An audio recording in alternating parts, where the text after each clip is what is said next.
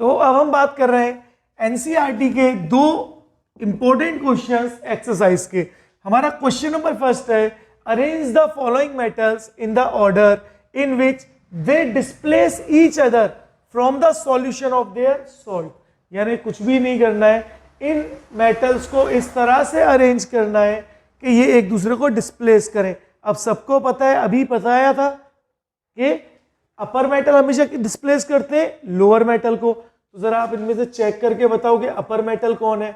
अब यहाँ reactivity series लिखी हुई है, आप यहाँ से देख के बता दोगे, लेकिन एग्जाम में रिएक्टिविटी सीरीज लिखी नहीं होगी, तो आपको रिएक्टिविटी सीरीज याद करनी पड़ेगी। और अगर आप रिएक्टिविटी सीरीज की ट्रिक चाहते हो तो मुझे कमेंट बॉक्स में मैसेज करो, मैं वहां पर आपको इसकी ट्रिक शेयर कर दूंगा। नाउ जरा चेक करो, सबसे ऊपर कौन सा एलिमेंट आ रहा है? सबसे ऊपर आ रहा है मैग्नीशियम। तो सबसे ऊपर तो होगा मैग्नीशियम।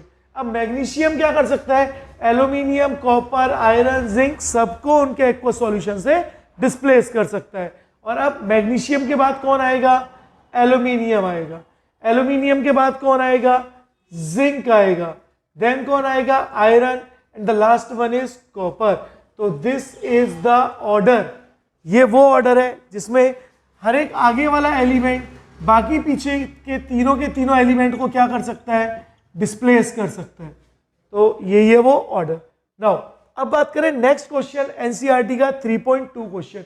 ये क्वेश्चन ज्यादा इंपॉर्टेंट है। इसके लिए मैं रिएक्टिविटी सीरीज को मिटा देता हूं जरा, नहीं तो चीटिंग हो जाएगी ना। तो चलो जरा देखो क्वेश्चन क्या है। Given the standard electrode potential, आपको स्टैंडर्ड इलेक्ट्रोड पोटेंशियल दिया हुआ है, लेकिन ये नहीं बोला कि स्टैंडर्ड रिडक्शन पोटेंशियल है या ऑक्सीडेशन। तो पहले आप उसको देख के पहचानो। अगर रिडक्शन है तो आप कर लोगे, ऑक्सीडेशन है तो रिडक्शन का क्या हो जाएगा? अपोजिट हो जाएगा।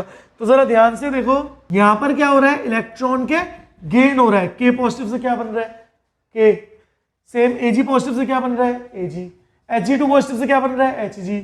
Mg2 पॉजिटिव से क्या बन रहा है? Mg। और Cr3 पॉजिटिव से क्या बन रहा है? Cr बन रहा है। दैट मीन्स यहाँ पर हर जगह पर क्या हो रहा है? गेन ऑफ इलेक्ट्रॉन हो रहा है। और गेन ऑफ इलेक्ट्रॉन का मतलब क्या होता है? रिडक्शन हो रहा है। इसका मतलब जो इलेक्ट्रोड पोटेंशियल दिया हुआ है वो कैसा पोटेंशियल दिया हुआ है? स्टैंडर्ड रिडक्शन पोटेंशियल दिया हुआ है। कौन सा पोटेंशियल दिया है? Standard reduction.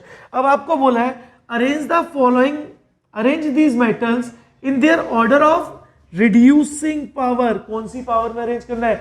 Reducing power. और आपने पढ़ा है कि रिड्यूसिंग पावर जो होती है, रिड्यूसिंग पावर जो है वो इनवर्सली प्रोपोर्शनल है किसके? एसआरपी। यानी जिसकी एसआरपी ज्यादा उसकी रिड्यूसिंग पावर कम। अब एक एग्जांपल ले रहा हूं मैं ले रहा हूं A B C D E F G. ये मैंने कुछ अल्फाबेट्स लिए और मैंने यहां पे बोल दिया कि जो डी है ना इसका एसआरपी 0 है। देखो मैं रिएक्टिविटी सीरीज की हेल्प से ही बता सकता था, लेकिन यहां से आपको ज्यादा समझ आएगा। अब जरा ध्यान से देखो, अकॉर्डिंग टू एसआरपी अरेंजमेंट, जैसे से आप डाउन द ग्रुप जाओगे एसआरपी की वैल्यू बढ़ेगी, यानी 1 2 3 4 5 ऐसे बढ़ेगी। ऊपर जाओगे तो एसआरपी की वैल्यू क्या थी? नेगेटिव।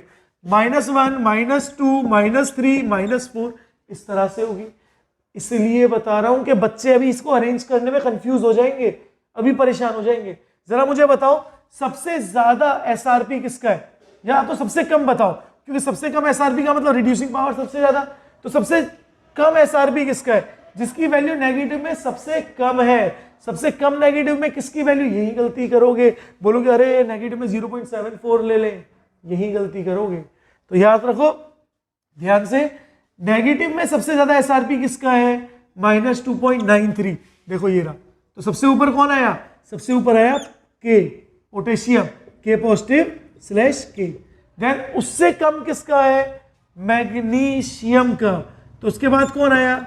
मैग्नीशियम। आप ऐसे अरेंज कर दो ना, magnesium 2 positive slash magnesium. Then उससे कम कौन सा है? नेगेटिव में बात कर रहे हैं। देन फिर आ गया chromium, Cr3 positive, then Cr। तो जैसे जैसे आप डाउन द ग्रुप जा रहे हो, अब एसआरपी बढ़ रहा है और रिड्यूसिंग पावर क्या हो रही है? कम हो रही है। तो याद रखना जैसे ऊपर जाते हो जो वैल्यूज है ना, ये वैल्यूज जो है इनको याद रखना है, तो गलत कर दोगे। बहुत बच्चे गलत करते हैं, बहुत ज्यादा। तो याद रखना इन बातों को। नेक्स्ट क्रोमियम के बाद क्या आ गया?